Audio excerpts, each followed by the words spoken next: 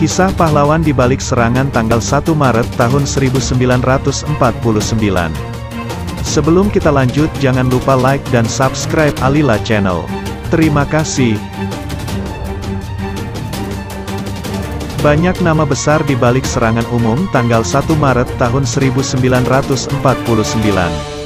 Namun, selain para pemimpin, serangan mengejutkan itu juga memunculkan sosok lain yang menarik, yaitu Letnan Komarudin.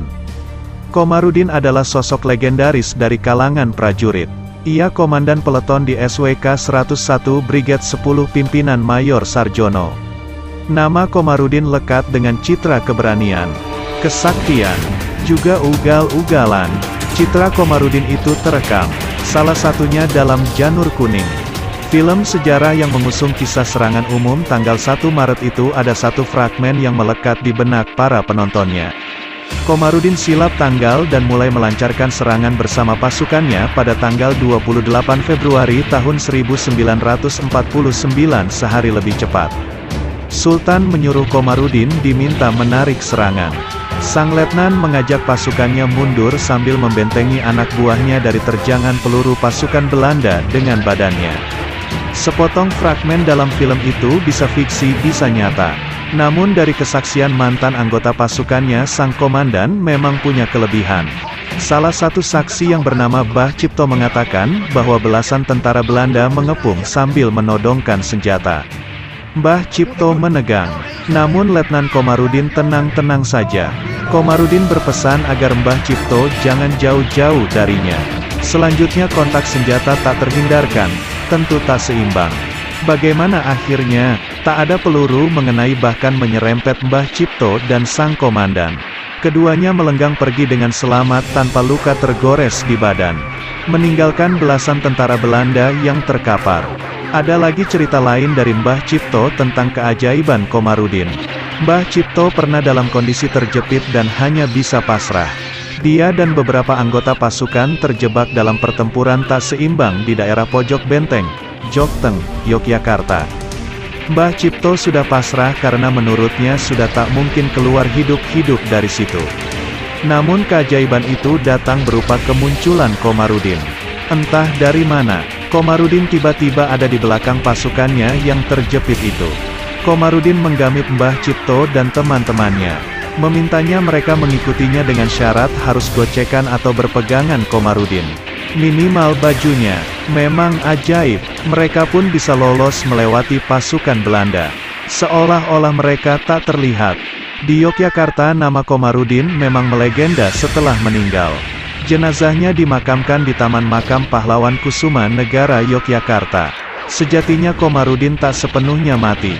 Keberanian dan semangat perjuangannya terus menjadi inspirasi. Seorang pejuang kemerdekaan mengibarkan bendera merah putih setelah berhasil menduduki kota pada teatrikal serangan umum tanggal 1 Maret tahun 1949 di Benteng Vriendeboek, Yogyakarta. Serangan umum tanggal 1 Maret tahun 1949 adalah serangan besar-besaran Tentara Nasional Indonesia, TNI, dan rakyat ke kota Yogyakarta, ibu kota RI, kala itu yang diduduki Belanda. Saat itu Belanda gencar melancarkan propaganda yang menyatakan bahwa Republik Indonesia sudah tidak ada lagi. Melalui radio Rimba Raya, Panglima Besar Sudirman telah mendengar berita tersebut. Panglima Besar Sudirman menginstruksikan untuk memikirkan langkah-langkah yang harus diambil guna memutarbalikkan propaganda Belanda.